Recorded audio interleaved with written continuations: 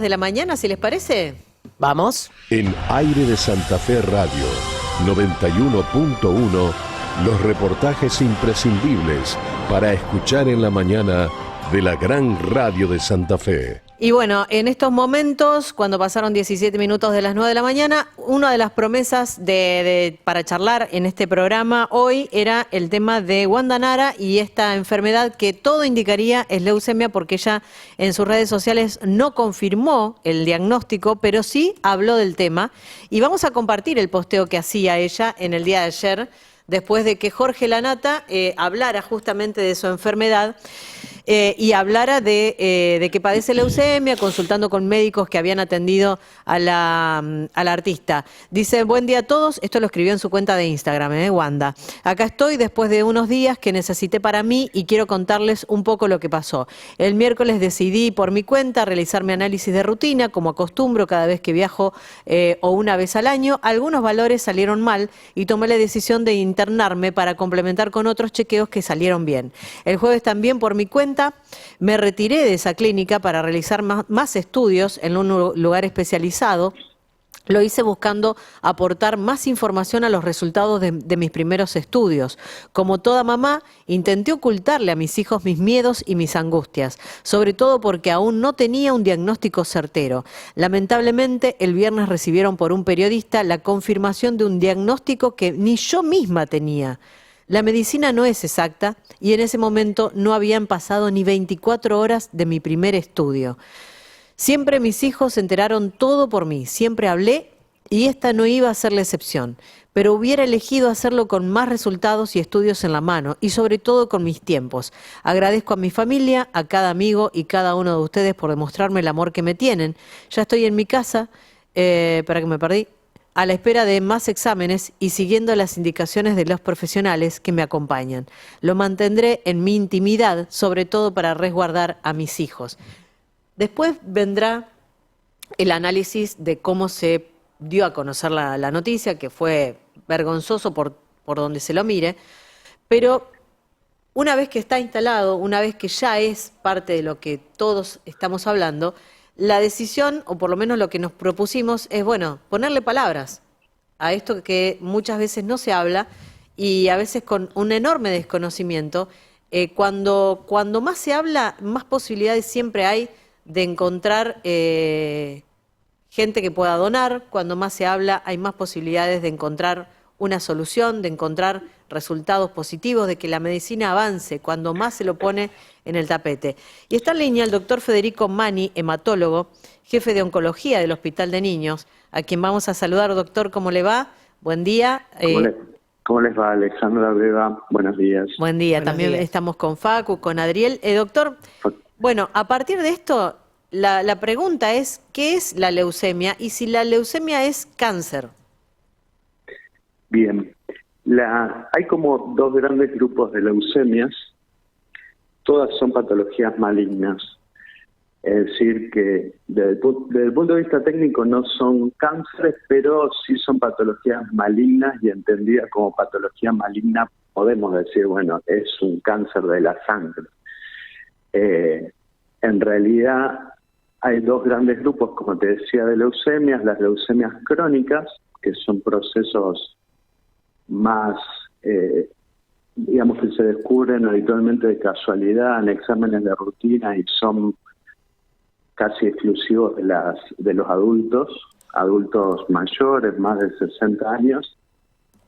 Y después tenemos el grupo de las leucemias agudas, que es la que habitualmente la gente entiende por leucemia, que son esos procesos por ahí un poco mucho más graves y son enfermedades que si uno no hace un tratamiento llevan inexorablemente a la muerte, digamos, llevan a la muerte por complicaciones propias de la enfermedad.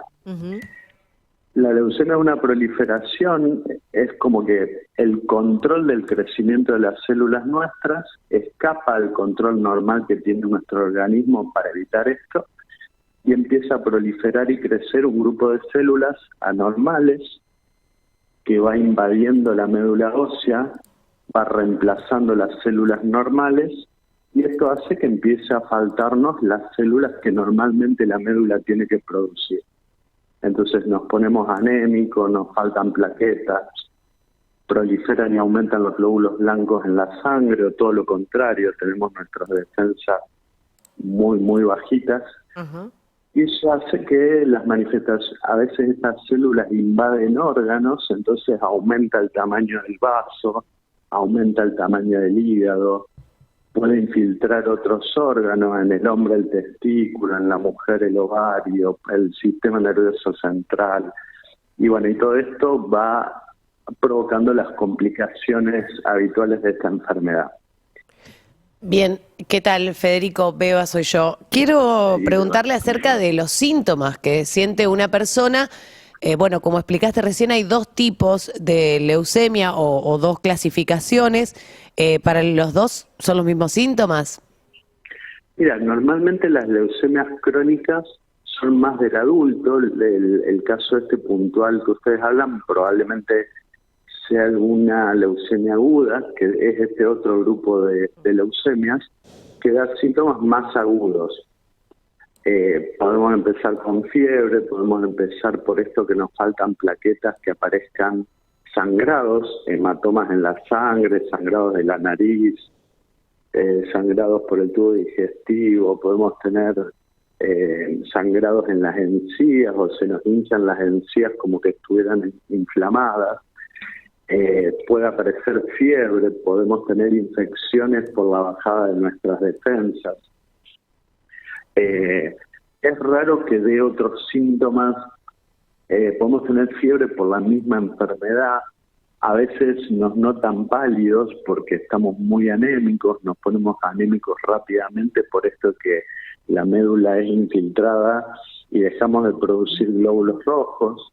Entonces todo esto va haciendo que generalmente por alguno de estos motivos se vaya a la consulta. A diferencia de lo que son otros cánceres sólidos, como el cáncer de mama, de pulmón, donde uno puede tener algún tipo de intervención desde lo preventivo, que voy a decir, bueno, me hago los exámenes de rutina, trato de cesar el hábito del tabaco, trato de hacerme los controles con Papá Nicolau, mamografía y ese tipo de cuestiones como para una detección precoz. En la leucemia tenés bastante pocas acciones preventivas y un poco por esto que yo les decía que sin tratamiento la mayoría de casos, en realidad todos los casos llegan inexorablemente a la muerte. Esto lo más importante es llegar a un diagnóstico lo más temprano posible e iniciar un tratamiento. ¿Es hereditario, sí. doctor, o no tiene nada que ver? No, habitualmente no hay una relación hereditaria. Sí hay algunos síndromes más raros que predisponen a que pueda repetirse la leucemia en una familia, pero en realidad son trastornos adquiridos. Una célula muta y empieza a crecer de manera descontrolada, pero no está esto determinado genéticamente, sino que aparece, digámoslo como ganarse el quini al revés, digamos, Claro, algo claro. que si vos lo tenés que, te puede tocar. Y pasa que si vos lo ponés en el caso de los adultos, vos tenés que más o menos aparecen 3 a 4 casos cada 100.000, cosa que es una enfermedad que se tiene que considerar rara en los adultos, ¿no? Ahora, pero sí, en el caso de los chicos, que por ahí en el hospital de niños, ahí se invierte un poco la cosa porque la incidencia es 3 veces más alta que en las personas adultas, y las leucemias agudas en los chicos representan casi 1 de cada 4 enfermedades malignas. El 25% de las enfermedades malignas de los chicos son leucemias agudas. doctor, ¿cómo le va? Facundo es mi nombre. Sin entrar en el caso Facundo, puntual buen día. de Wanda Nara, que me parece como disparador, ¿no? Porque dice, decidí realizar mi análisis de rutina y después me dieron algunos resultados que no fueron mal y se terminó confirmando. ¿Cómo es cuando pasa estas cosas, ¿no? Cuando en definitiva se termina confirmando de que tengo leucemia, ¿cómo es el tratamiento? ¿Con qué se enfrenta el paciente? ¿Cuánto tiempo? ¿Qué tiene que hacer? Bien. Bien, en las leucemias de los chicos, por ejemplo, la leucemia más frecuente es la linfoblástica. En los adultos es más frecuente la mieloblástica. Y a la vez, eso que es como que cada edad tiene su leucemia más frecuente.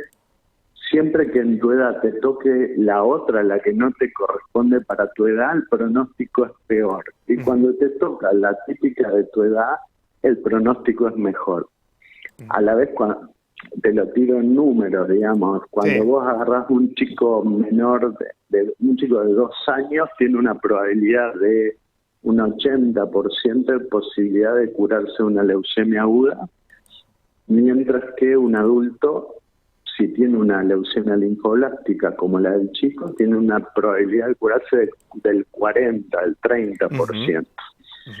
Generalmente el tratamiento con el que se curan la mayoría de personas es la poliquimioterapia. Es una combinación de drogas de quimioterapia.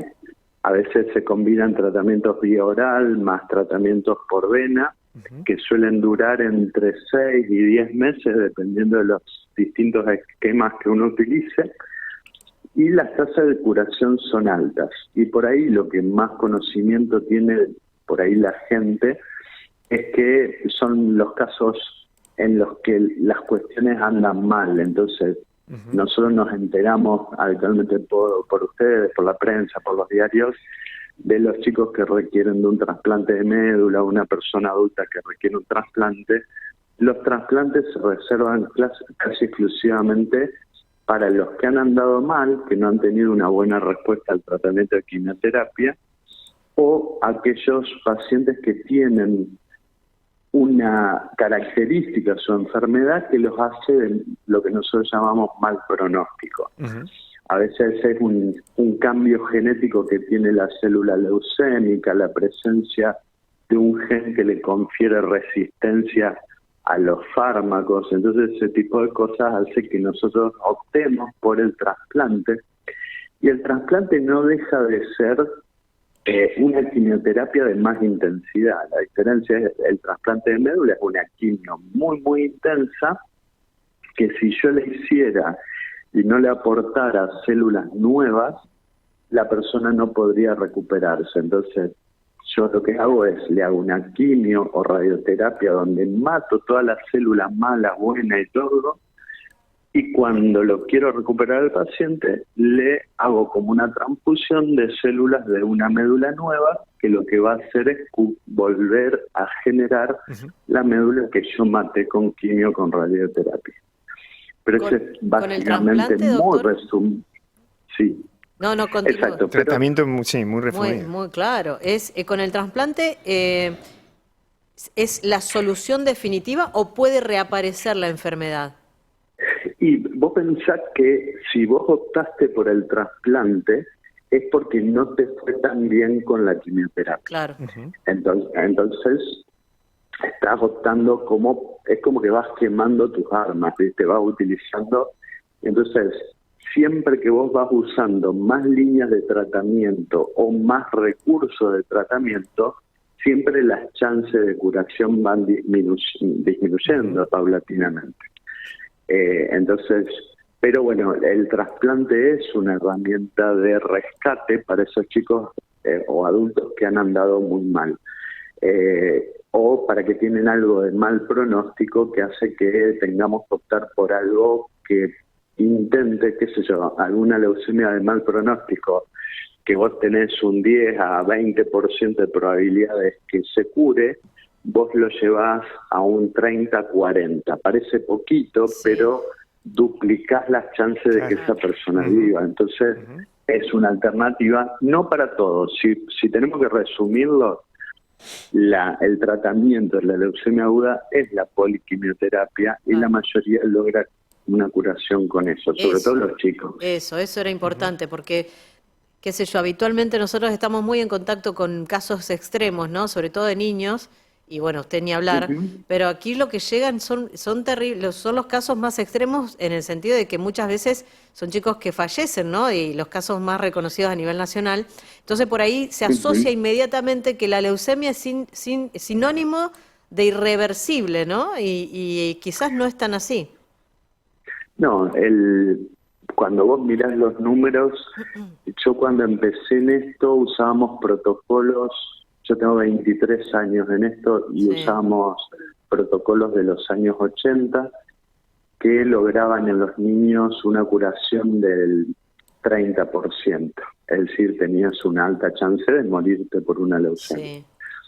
Ahí se comenzaron a utilizar protocolos que son los que usamos nosotros actualmente, que son las mismas drogas que las fuimos combinando mejor y fuimos desarrollando distintos modos de utilizar esas drogas que fueron incrementando enormemente lo que nosotros llamamos sobrevida global, es la sobrevida sin que la enfermedad se manifieste, se vuelva a manifestar. Y hoy tenés tasas de curación de leucemia linfoblástica de esos 30% de los 80, tenés cercano al 80% Claro. en países como el nuestro. Y si vos agarrás el grupo alemán, tenés curaciones del 92, 93% de los chicos se curan. Entonces, realmente ha mejorado muchísimo el soporte. Claro.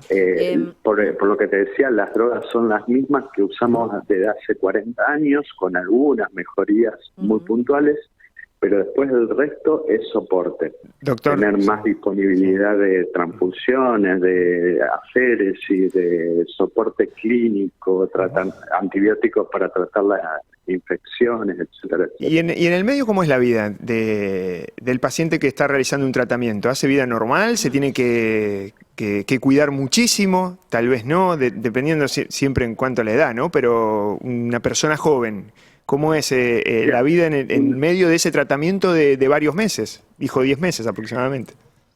Mira, generalmente, si vos agarremos un adulto joven, como puede ser Wanda, vos decís, bueno, si es una mieloblástica, que es lo más esperable que vos puedas tener, vos agarrás y decís, se hacen bloques de quimioterapia que duran varios días, 7 días, y después bajan mucho las defensas, porque vos matás las células buenas también de la médula, entonces necesitas soporte de transfusiones y demás. Si vos tenés que resumirlo, es como que la persona que tiene un tratamiento de una leucemia tiene que hacer como un impasse en su vida de tratamiento intensivo, de no trabajar, de no ir a la escuela, de no estudiar durante varios meses. En los niños nosotros hacemos algo bastante distinto porque los chicos siguen jugando, siguen teniendo los maestros que vienen al hospital a darles clases y tratamos de interrumpirles lo menos posible su vida diaria. En los adultos, por los cuidados que uno tiene que tener, por las bajadas de las defensas, la inmunosupresión, es como que tenés que decir, bueno, dedicate. Aparte, esto es algo, nosotros decimos, en la leucemia aguda no hay empate, digamos, por lo que te decía al principio de esta entrevista, ganás o perdés.